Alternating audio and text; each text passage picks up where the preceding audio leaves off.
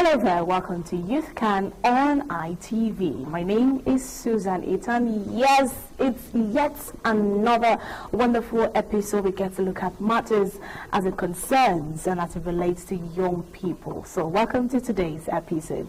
I will not be doing this alone, of course. I have an amazing guest here with me, a very beautiful young lady who helped us, do justice to our subject matter. I'm referring to none other than Kemisola Ibitoye. She is the Director of Programs, Fame Foundation. Hello, Kemi. How are you? I'm very fine, thank you. I'm also look very beautiful. Thank you. You're looking good. Thank you very much. My pleasure. We try to look good, Thank you. All right. So our topic for today, we're going to be looking at youth and femicide, right? So we have the 16 days, activism, against gender-based violence, and today we're just going to take out, time to discuss an aspect of it, because when you talk about gender-based violence, there's so much encompassed in it. So, but to break it down to enable us to do justice to this particular segment, we're just going to limit ourselves to the femicide aspect of this. But before we delve into that, so we have the 16 days of activism against gender-based violence, which is a global movement for change. Every year from November 25th to December 10th, the world observed the 16 days of activism against gender-based violence, and it aims to raise awareness and to mobilize action to end all forms of violence against women and girls. So this is a period where we get to, carry out some activities to protect our women, to protect our girls, to make them know that they are safe and that they have a safe space in us. So now we're going to delve into this femicide, youth and femicide, which happens to be our subject matter for today. So Kemi, let's first of all, understand what this femicide is all about.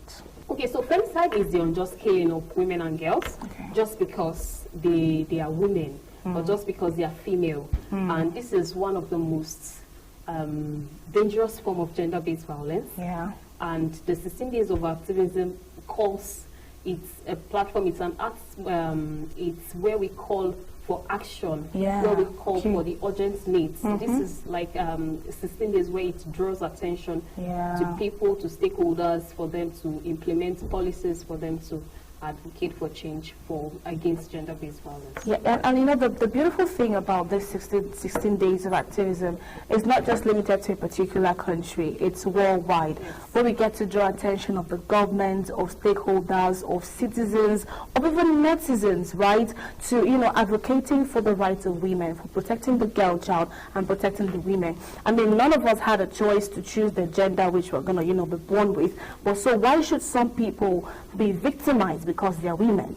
Why should they be victimized because they are girls? I mean, even the men, who are victimizing the women and the girls, it's not like they had a choice, to be a man. So let me just deviate a little bit. So we have cases of men who are, so hard on having, male children. If you have a girl child, I mean, it's a problem. You feel like the girl child is nothing. And that can lead to, you wanting to violate that child's rights, abusing the child emotionally because that child did not come out to be the man or the male child that you wanted that child to be. But then again, our men seem to forget that it is what she puts inside the woman that she brings out. Right? So you violating a woman simply because of her gender. Hello, you are a man. I'm telling your wife, what you have is what she put inside, and that's what she brought. So why should women be victimized on this? Anyway, so moving on. Let's talk about how young people today, right, perceive this femicide and how this awareness, can, help them shape, their thinking and their thought patterns. So I think young people's views on femicide depends on what they are taught, what they learn at home, what they learn in school and in communities.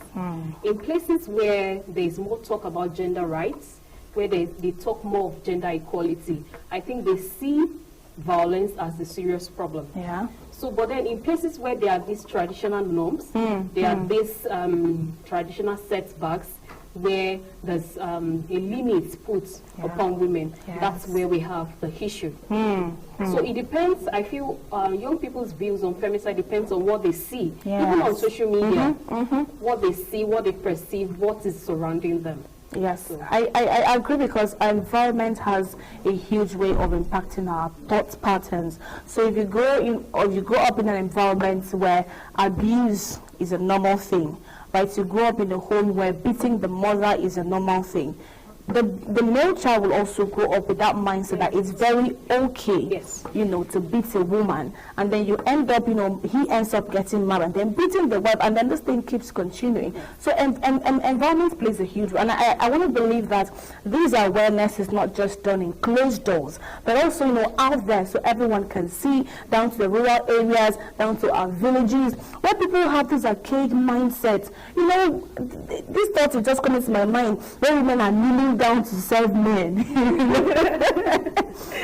know, we are in the 21st century. I don't know if men still do that now. Maybe just, you know, out of respect. But then, you know, in those days, right, I know of a certain tribe where I wouldn't mention name, okay, so it won't be like I'm just attacking them, but it was a beautiful thing, right? Don't get me wrong, it was. But you know, that tribe, if you want to serve your husband as a woman, you have to kneel down, you have to be so submissive to your husband. You're like, you know, a weaker, like, you know, women, they say we are weaker vessels and all of that. But then again, the men treat on us and they make them look so small, right? As a woman, they will say your place is in the kitchen and all of that. You can't be anything. You don't even have a voice. You don't even have a say in what is happening, you know, even in your own very home, simply because you're just a woman. All those narratives need to change, because our children are watching. They go to school. How do they treat the female teachers in that school? They go to their places of worship. Right, talking about religion, there are some religions who don't even let the women speak up, right? You're shaping the thought patterns of the young boys who are growing up, and then they grow up with this mindset, and then it keeps continuing from one generation to the other, you know. So it's high time that we put a stop to this, by creating awareness such as what we are doing here today. So now let's talk about the role of social media, because, I mean, what we see most time, what we hear, we end up becoming. So let's look at the role social media plays, you know, in raising this awareness among young people about femicide. I mean, every young person we know, plus or minus, has at least one social media handle. Whether it's Facebook, WhatsApp, Twitter, Instagram, somehow up to like 6, 7, as many as available, right? But you know, just to limit it, at least one. So you're exposed to social media, you're exposed to these vices. So how can young people, you know, using social media, you know, raise awareness concerning femicide? Okay, so like you said, like everybody has one or two social media, at least one or two social media. So I think social media plays a huge role in spreading the word, in creating that awareness on this topic, femicide. And I think platforms like Instagram, X, Facebook can be like used to share stories, to run campaigns, where people see, where people engage. Right. This platform can be used to spread the word. Yes, social media can be both good and bad. We have false information on social media. We have good information on social media. But when social media is used to write, then I think it will reach more people. It will engage more people, and as you can see that we have more young people online. So let's just groom them, let them know what it means, what gender-based violence is, the dangers, how it affects women, what it can do. They have sisters, we have wives. So I think social media can raise awareness, they can run campaigns. Yeah, and I think using the social media, we can, you know, reach a large number of people, right? So not just limited to Nigeria or even Africa, right? Whatever you post, you're reaching, you know, across the globe, across the globe, you know. So talking about still social media, this is just to put out there to our young people, right? Especially for those who have a large number of followers. I know that you have a lot of people who are looking at whatever you post. This is, you know, a call for you to use the social media for a humanitarian service, right? To put the word out there, like she said, to spread the word, right? Because not many people are aware. Sharing success stories. People go through so much, like everybody's, like a lot's going through everybody, you know, and people are going through a lot as well. Nigeria, let's look at Nigeria. Nigeria is happening to all of us in one way, one way or the other, you know. And people have gone through so much, okay, in the aspect of femicide, right? So if you are a survivor, rather, you know, of this femicide, it wouldn't hurt if you just, you know, put your story out there. Because you never can tell whom you're encouraging. There are people who would keep quiet and die in the name of trying to preserve their marriage, right? The husband would beat them black and blue and they don't have a say. There are people whose parents would maltreat them simply because they are girl children, right? But if you put out your story out there, oh, this is how I went about, you know, some people don't even know the organizations or where to go or platforms to go to report these cases. But if you put your story out there, you're helping someone. You're saving not just a life, but a destiny, and also a generation as well, right? So putting your story out there via the use of, you know, social media is a way of reaching a whole lot of people, changing people's mindset as well. You know, people go on social media to educate themselves, to read up on things and all of that. And then imagine you putting your story out there, probably not just even your stories. Most times, you don't have to go through, you know, some certain things for you to learn from those things, right? You could just put up a write-up concerning femicide. You're advocating against it. You're spreading awareness. You're helping someone. For a man who had the archaic mindset, you know, of abusing a woman simply because of her gender, and then happens to come across your post, would be like, oh, okay, that means I was wrong. And then they need to, you know, unlearn and to relearn new things, right? Okay, so anyways, you're still watching YouthCan on ITV, and I'm doing this with Kemisola Ipitoye, who is doing so very well, you know, putting certain things into perspective regarding, you know, raising awareness against femicide. How we young people, you and I, okay, you know, can raise this awareness and put an end to this femicide. So we're going to go on the short break. When we come back, we'll bring you more details as it concerns femicide. Go nowhere.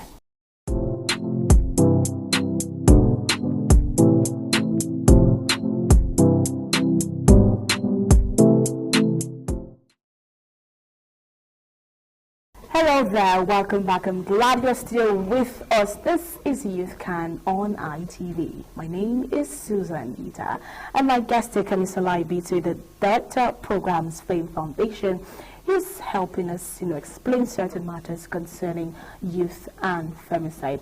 Hello, Kemi. Welcome back. Thank you so much. Okay, so we've said so much concerning femicide, where girls and women are being abused simply because of their gender. And when you look at it on the broader angle, it's not like we had any choice to be, you know, the gender that we are, except for those who are one thing and then they choose to be another thing. You know what I'm saying, right? Anyway, so speaking about youth and femicide, let's look at the importance of, you know, raising these awareness, still in line with the 16 days of activism that started on the 25th of November all the way down to, you know, the 10th of December, you know, every year in, year out. So let's look at the importance of raising these awareness.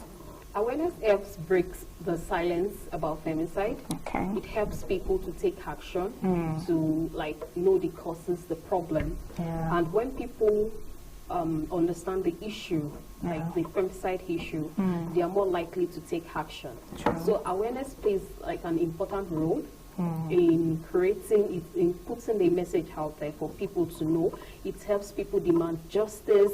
It helps support victims. Yeah. It helps victims to know the right channels to go. It helps them to like speak up when they know that, okay, this is what is happening. This is what I need to do. Yes. I don't need to like keep quiet about this issue. Yes. I can, when I speak up, when I like raise the awareness, it will call people's attention. I'll be heard. Yes. So I think awareness like creates pressure even on the government and institution to prioritize the safety of women and to make their voices heard. Beautiful. To make their voices heard. You know, there's this popular saying, when you see something, you know, you say something, right? So creating this awareness helps you to lend your voice, to put your voice out there to the voiceless, because actually not everybody has the voice. So you listening and you watching, you can be the voice to someone who has no voice, and you could just be saving a soul. So now, how can, you know, the non-governmental organizations, that's the NGOs, you know, civil societies and all of that, okay, contribute in the fight against this femicide, you know, in our community? Okay, NGOs plays an important role. Yeah. Because I think we mostly do the work out there. That's so right. we put the message out there. We let people know what is really happening. Yeah. So I think NGO plays like an important role in creating awareness, because NGO provide support services for victims. We advocate for them. We let them know like the message they need to understand. And most times we work with grassroots communities, and when we work with these people, we understand their needs. we understand where we need to come in. Yeah. So one of like the most important role NGOs play is understanding these people, working directly with people, creating awareness, running campaigns for people to understand. For example, Fame Foundation, we've been putting lots of message about gender-based violence out there. We've been letting people understand what they need to know about gender-based violence. And these 16 days of activism, we recently launched the Femicide Tracker. Oh, great. So this Femicide Tracker is a tool that we are using to collect data, to collect cases of femicide. Wow. So it is, it provides like a real-time tracking for people. So it's on our website, and it helps provide data that will drive awareness, that will create policy change. So, and just recently that we just launched this 16 days of activism, I think we have more cases now that are being reported. Even as at yesterday, somebody came to our office to report a case of abuse. The sister has been abused for the past 22 years, and she's still in the marriage.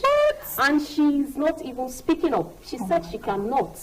So this man came to quietly report to us because he doesn't even want to put his face out there. He doesn't want the sister to even know that he's reporting the case. So these are what NGOs are doing. These are what we are doing. We are supporting victims. We are helping them. So that's what we're doing. I mean, that's a very beautiful one. You see, I said something earlier, being a voice to the voiceless. There are many people who are going through so much of abuse and they can't even come out there.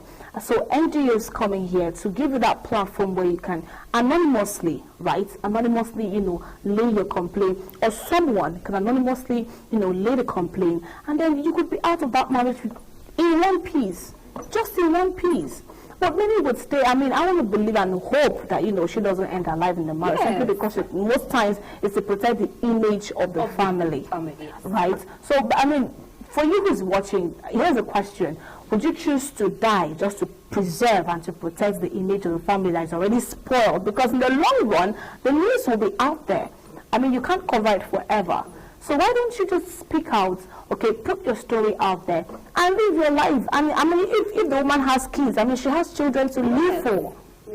She has children to live for, right? So, I mean, just to put a word out there to all our NGOs, CSOs, the civil society organizations, it's time that we do more, to give the less privileged and the voiceless a voice. It's time for us to put in things just like your foundation is doing, right? Putting up something online on the website for people to report cases, to key in cases and all of that. It's a way of expressing whatever it is they're going through, right? And you don't even need to show your face. You don't even need to show your face for your voice to be heard, right? So women, girls, it's high time we speak up. Enough is enough. If your no is no, the men have to respect it. They don't have a choice. They have to respect us, irrespective of our gender. So, in what ways now can young people, or young men rather now, so now let's talk about the women, let's talk about our young men, right? How can our young men, be involved in preventing femicide and challenging harmful attitude towards women? The men, now, how do you think they can come into play in protecting with the women? I think men play an important role in preventing femicide. That is, they can help challenge these harmful attitudes. And if they are ready to speak up with women on abuse, if you're ready to treat women with respect, and I think this will go a long way. And we need to start educating boys. They need to start learning not to abuse women. They need to start learning how to respect women, how to give them that accord. And I think if men are respecting women, if they are more involved in gender equality, I think it will go a long way because they will be aware. They will know what to do. They will know how to do it. And yes, they will build a relationship that can change the way they think about women. Exactly. Build a relationship that can change the way they think about women, that they themselves will not be the abusers, right? And they themselves can also protect their gender that is hurting our gender. right? In the cases of having a brother, I mean, your brother can speak up, for you, your father can speak up for you, your uncle can speak up for you. That male figure in your life can speak up for you. So to our men out there, this is an appeal for you to speak up to that, for that young lady, speak up for that young girl who's going through, one femicide case or the other. It's time for we the women to feel safe in the arms of the men around us, in the arms of the men in our lives. We should not be having, fears of, okay, if I'm too close to the opposite sex, I could be hurt. We hear so many absurd cases of, uncle, sexually abusing dad and niece and all of that. And I'm like, sometimes you read on the news, 6-year-old girl, and I keep asking, what is so attractive in a 6-year-old girl? Sometimes infants, like toddlers. I'm like, this is, I can't even wrap my head around it. This is not ordinary. That you look at your opposite sex, a minor, and then you feel, okay, because you are stronger, because you're a man, you can just abuse, and, no, come on. So in terms of our men, please, we need to feel safe in you people's arms. We need to feel safe being around the men. And the men need to speak up. You all need to speak up for us. Because, yes, most times the women's voice may not be as loud as the men's voice. Our voices may not be as loud as your voices, but if you lend us your voice, you can imagine how better the world would be. So now let's look at cultural attitudes towards gender. Let's bring this to the culture.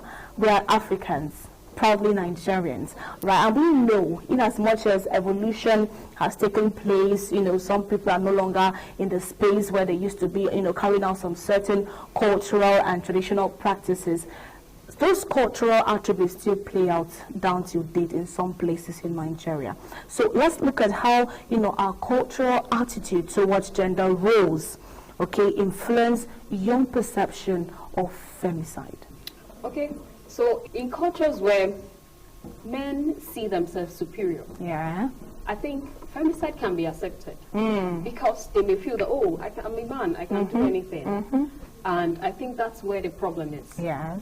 When men feel superior, when they feel they can, anything they do is acceptable. Yes. So youths who grew up with this belief might do something harmful to the woman. Yeah. And they might not see femicide as a problem. Yeah, they think it's a normal thing. They think it's a normal thing. So that's where I come with education. Good. That's where I come with changing of attitudes. Let's have these right attitudes. Yes, we are the culture. Yes. But then, if it's something affecting another person, it can be changed. Yes. If definitely. it's something bad, because I believe that we all know what is bad and we all know what is right. Yes. So if a culture is doing something that is bad, then we need to change it. Exactly. If a culture is doing something that is bad, we are adults. We know what is right. We know what is wrong. It's high time that we change them. We see some African homes where the male child is not even allowed to cook. Yes. That's even to date, it's happening. Yes. It's happening. When at a very tender age, the boys are made to understand that they are more superior than the girls. Yeah. Okay, so they go up with this mentality, washing up plates is not my thing, cleaning is not my thing, it's a woman's thing. And then our parents make it like a normal thing. Yes. Both the father and the mother, they make it like a very normal thing that, the boys are just supposed to do a particular type of chores, while the girls are supposed to do everything. The girls in the kitchen, boys in the maybe sitting room watching TV, crossing their legs. Girls come and sweep, come and serve them. That's where the problem is. That's where the problem is. And I like when she said education comes in, because we need to educate ourselves, right? No particular chores in the house, as far as I'm concerned, is particular to any gender. Yes. Whether you're a boy, you're a girl, you're a man, you're a woman. We see cases of in very lovely homes where the husband is even going to the market. Yes. I know. And cooking is like a survival skill. Do you get It's not a woman thing. Thank you. The more you eat. So why not just learn how to cook? Exactly. I always ask this question. So the men who don't cook, and then they go to become bachelor, how do they solve that? They end up spending money for how long? Right? If you save that money, you know how much you make at the end of the year. But But simply because we had this orientation, or they had that orientation growing up, right, that the man is supposed to go, and then when you're now staying alone, you now end up spending so much money, opening up yourself to so many health issues and vices, because it could be poison. We're not praying for that, right? But these are some of the disadvantages of, you not learning the basics. You're not learning the basic things you're supposed to learn growing up, simply because our parents thought that, okay, there are certain chores. I mean, just to reorient us, because we are creating an awareness, just as we are doing, having this conversation, right? No chores at all is particular to any gender at all.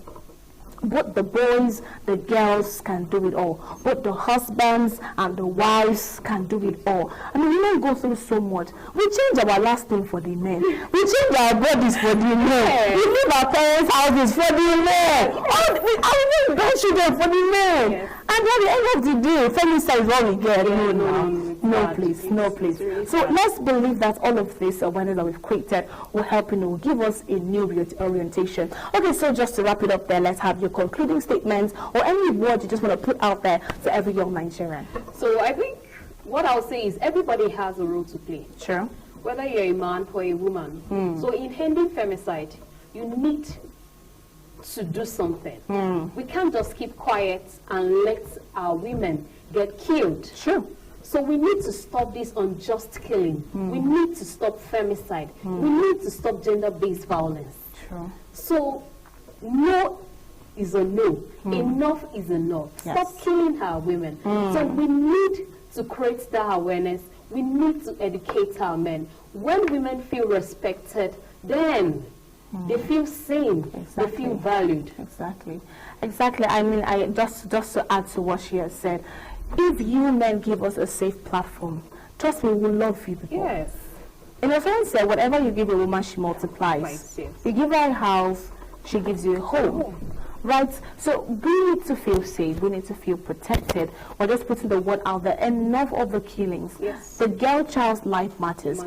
She has rights to education. We hear cases of parents choosing to send the male children to school and then leaving out, the female child, simply because of her gender. We need to stop all these vices. Any form of violence, be it emotional, physical, mental, sexual, okay, any form of violence that you're inflicting on a woman or on a girl simply because of her gender is very wrong. And no is a no. Okay, so here we draw the curtains on today's episode. It's been quite an interesting one. And I must say thank you very much, Kelly, for engaging me. And if I have my way, I would want to go. Thank you so much. I want to go on and on and on and on, but we'll have to, call it a day here. So till we come your way again, be sure to be a good and a law-abiding citizen. So my name is Susan Ita, and I did this with the Director of Programs for Foundation in person of Kemisola Ibitoye. Till we come your way again, do stay well. Bye for now.